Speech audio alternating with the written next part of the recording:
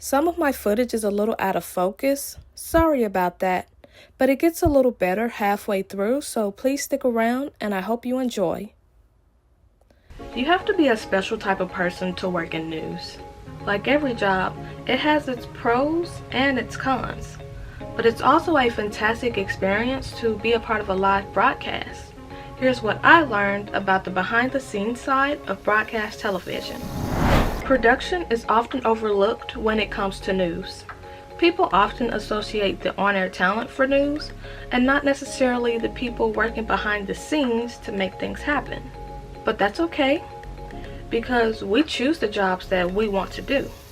Although I somewhat had some experience from school to prepare me for the broadcast industry, some things caught me completely off guard, whether they were good or bad. The work hours. If you're looking for a regular 9 to 5, working as a news production assistant isn't for you. Compared to other jobs, I've had to make many sacrifices. I've had the opportunity to work both morning and night side of production, so brace yourself for these hours. The morning shift started at 4 a.m. and ended at noon. The night shift started at 2 p.m. and ended at 11 p.m. Just when you think it's time to go home, you're told to stay late or come in early for severe weather or any extended coverage. Don't expect the set time to be in and out for work when you're working in news. Working holidays and weekends. The show must go on. Yes, even on holidays and weekends. You'll still work 5 days a week if you don't get called in, but your work week might be slightly different from the norm. My weeks started on Wednesdays and ended on Sundays. I've also had to work on Thanksgiving, Christmas, New Year's, and Independence Day. You get the point. I don't even know if people get used to the fact on holidays that they will either have to leave a family gathering early or just altogether miss it. It's just another sacrifice that you have to make when being a news production assistant, especially starting out. You meet great people. I've built some fantastic networks as a news production assistant. I've connected with coworkers throughout all departments. It's not necessary to network with them. Your job is to do production after all. But if you want to explore other departments in news eventually, make sure you put yourself out there and learn from others. Everyone's end goal is to inform the public. And so it's amazing to meet so many people with the same mindset as you, but they have a different way of doing so. Did I mention they're probably the coolest people you'll ever meet? No day is the same. This can be a good thing or it can be a bad thing. In production, you're constantly exposed to news stories. You learn something new every day and see some of the most interesting videos. On the other hand, anything can go wrong while you're on air.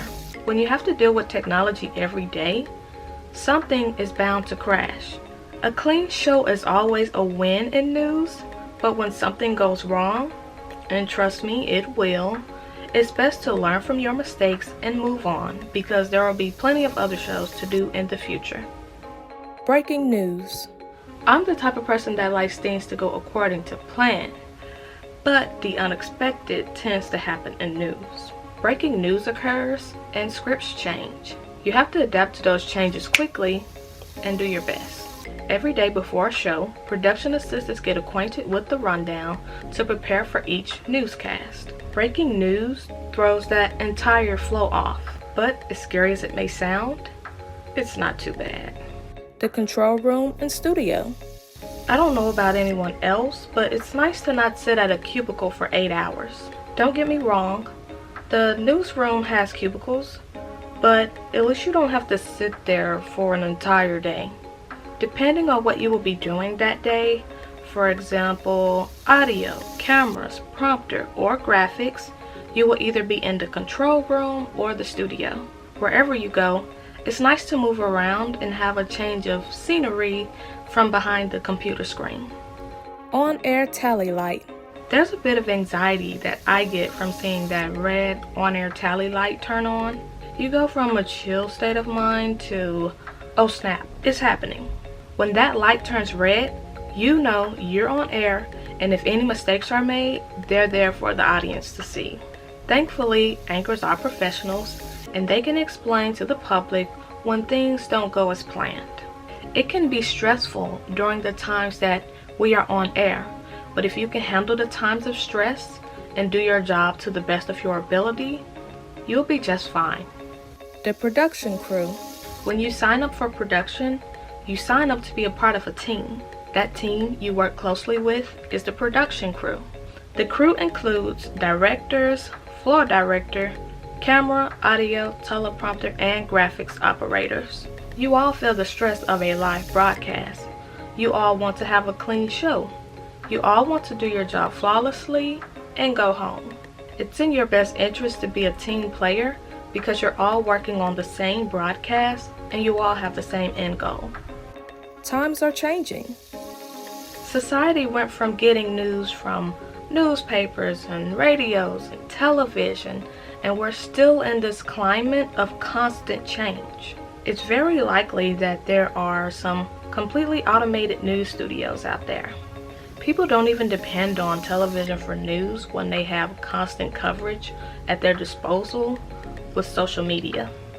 This is definitely something to think about if you really are considering a job in news production. In conclusion, being a news production assistant is one of the most stressful, but also one of the coolest jobs.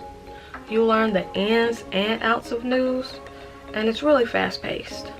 If you didn't have a passion for journalism before joining the industry, you'll definitely gain one.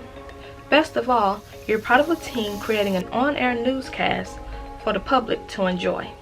And that is what it was like for me working as a news production assistant. If you enjoyed this video, please like and subscribe, and I'll see you in the next.